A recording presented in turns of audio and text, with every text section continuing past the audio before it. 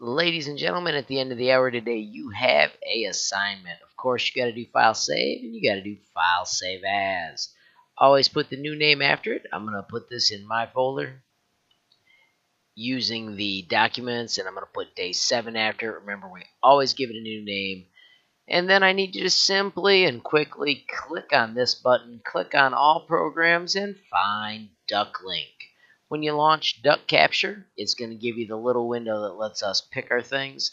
I want you to click the bottom, hover over the camera, choose the rectangle. Your screen will turn dark gray, and I simply want you to grab the cool parts of your logo house project. Click on the Save button. That screenshot will then appear on your desktop, and you simply need to go to the ModTech class, and you need to open today's assignment. When you open today's assignment, you need to add the file.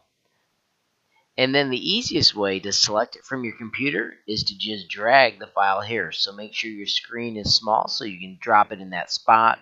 Once you drop it, hit upload. And then when it's ready, I simply need you to click turn it in. So I have a snapshot of your project.